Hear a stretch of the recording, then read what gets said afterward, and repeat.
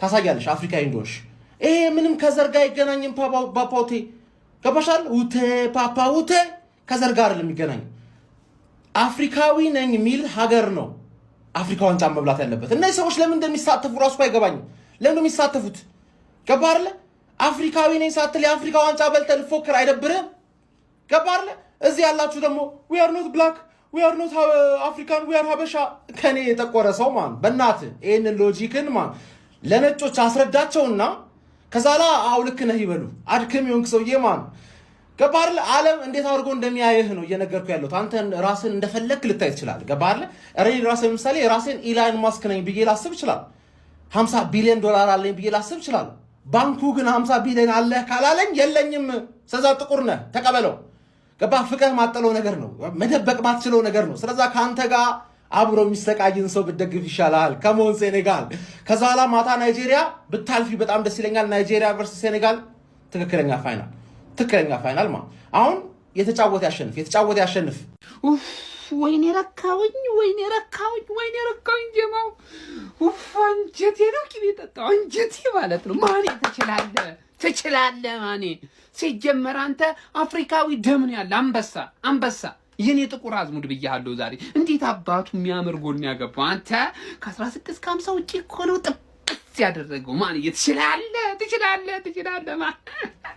ግብጽ የምትባል ሀገር ሳው መኒ ታይምስ ስንቴ ነው መቋጠርብሽ? እኔ ተቃጠልኩኝ እኮ ባንቺ መጣ። እኔ እኮ ቋጠሮን ያከሸፈችብኝ የመጀመሪያ ሀገር እኮ ግብጽ ነች እኮ። የኔ ቋጠሮ እኮ የሚከሸፍ ቋጠሮ አልነበረም እንዴ ግብጽ ስንቴ ነው በጣጠሰችብኝ። ዛሬ ግን ሰራ በቃ ግብጽ ኢሊሚኔትድ መሆን ነበረባት። ኢሉሚናቲ ሆና ከዚህ ውድድር ወጣለች ማታ ማለት ነው። ናይጄሪያ ቢያሸንፍ ደስ ይለኛል። ሞሮኮ ቢያሸንፍ አይከፋም። በቃ ከዚህ በኋላ ግብጽ ዋንጫውን አትብለው እንጂ ይፈለጋ ሀገር ከዚህ በኋላ ይቀራችሁ ሁላችሁ መርጣችሁ መውሰድ ትችላላችሁ። የምሬን ነው።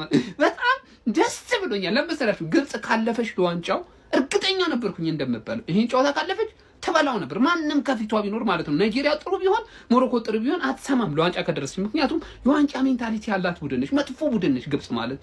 እንኳን ደስ አለህ ማኔ። እንግዲህ ጀማው ቋጠራችን ሰርቷል። ናይስ። የአፍሪካ ዋንጫ ደስ እንዲለኝ ያደረገ ይመችህ። ኢትዮጵያን የነካ ማፊ በረካ ነው አባቴ። ማፊ ሙሽኪላ ነው ጭውቴው ማለት ሙቋጠራ ግብጽ ሙለቅለጣ ነው በቃ። ሴኔጋል ከኛ በቀጣይ ያለ ሴኔጋል አባቴ ገና አፈርፍሻለሁ በቋጠሮ ሙቋጠራ ነው ጭውቴው ቢሉገቲል አረብያ ነው አባቴ። አልሰማሽም ጭራሽ። ሄሎ ኢጂፕሽያንስ ኤርፖርት ዛት ዌይ ይችላል ማኔ ይችላል። ሁሉ ዳይቷል። ሳዲዮ ማኔ ጎል ቨርሰስ ኢጂፕት ብለህ ሰርች አድርጋ ተሮኬት እኮ ነው።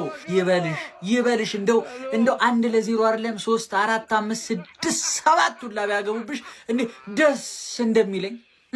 ዛሬ ሴኔጋል አኮራችን። እንደ ኢትዮጵያ ሕዝብ ተደስተናል በሴኔጋል ሲጀመር ማለት ነው። ባንዲራችን ራሱ እኮ ትንሽ እኮ ልዩነቱ ወደ ጎን ዞሬ እነሱ ኮከቧ እንዳለሽ ነች። ምን የሆነ እኮ ብለድ እኮ አለ እኮ ያስታውቃል። በቃ ሀራም ፉትቦል የተጫወተችው የታባቷን ደሰነ ያለኝ እሰይ።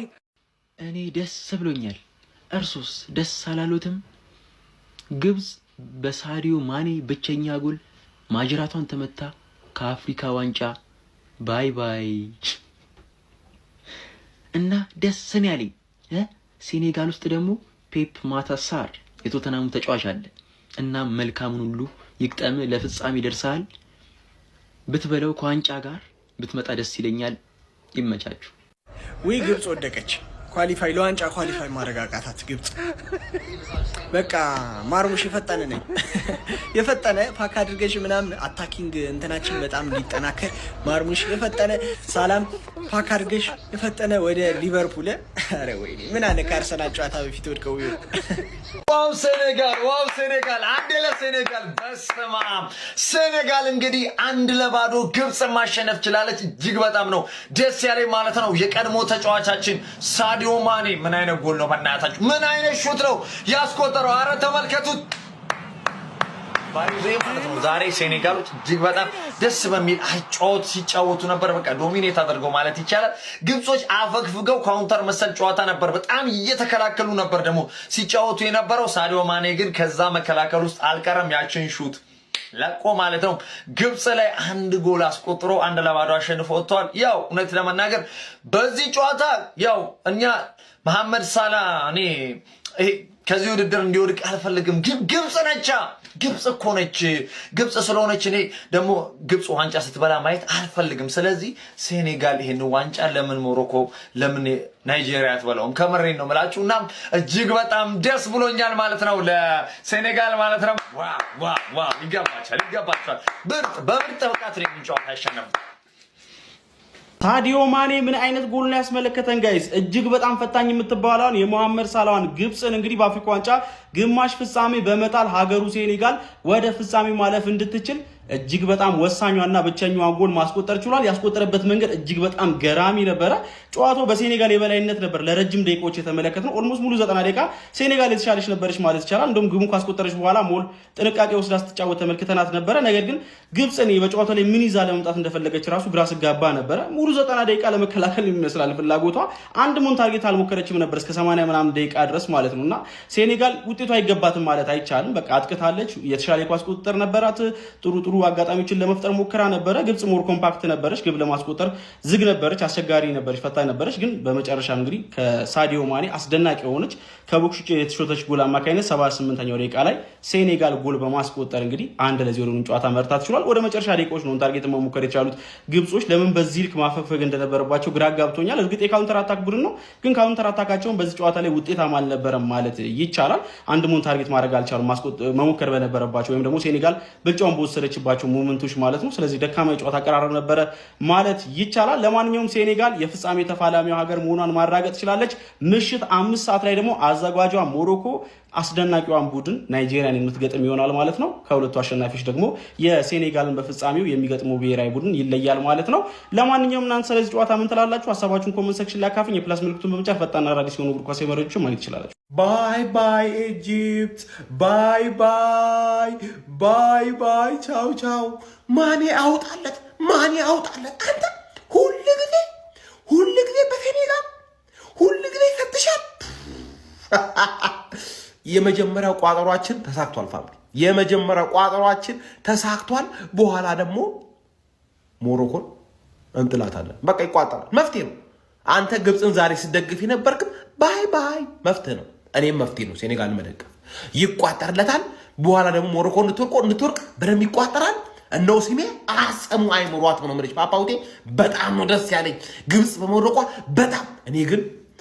እኔ ግን ትዝብት ኢትዮጵያዊ ሆናችሁ ለግብፅ የምትቋጥሩ ሰዎች በእውነት ትዝብት ነው። መፍታችሁ ነው። እኔም መፍትሄ ነው። እንጥላቸዋለን። ሞሮኮንም ይቋጠርለት ፋሚሊ ገባለት። በጣም ደስ ብሎኛል። አውጣለን። አልቀስ ግብፅ እንግዲህ በሴኔጋል 1-0 ተሸንፋ ከፋይናሉ ቀርታለች። በሚያሳዝን ሁኔታ እንግዲህ የክለባችን ተጫዋች መሐመድ ሳላ የአፍሪካን ካፕ ኦፍ ኔሽንን የሚያነሳበትን እድል አጥቷል። በሚያስጠላ ሁኔታ። ሪስፔክቱ ሴኔጋሎች ምርጥ ናቸው። ምርጥ ቲም። ይሄኛው ሳዲዮ ማኔም የክለብ ተጫዋች የነበረ ሌጀንዲ ነው።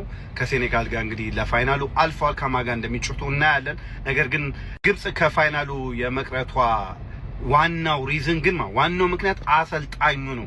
እንዴት ይሄንን የመሰለ ቡድን ይዞ በዲፕ ሎ ብሎክ ይጫወታል? 95 ደቂቃ አንድ ሾቱን ታርጌት ነው ያስመዘገበው። አንድ ሾቱን ታርጌት። ሴኔጋሎችም ጥንቃቄ የበዛበት ጨዋታ ሲጫወቱ ነበር። ኢቭን ሳዲዮ ማኔ ወደ ኋላ በጣም አፈግፍጎ ነበር ሲጫወት የነበረው። ሳዲዮ ማኔ ሴኔጋልን ይዞ እንግዲህ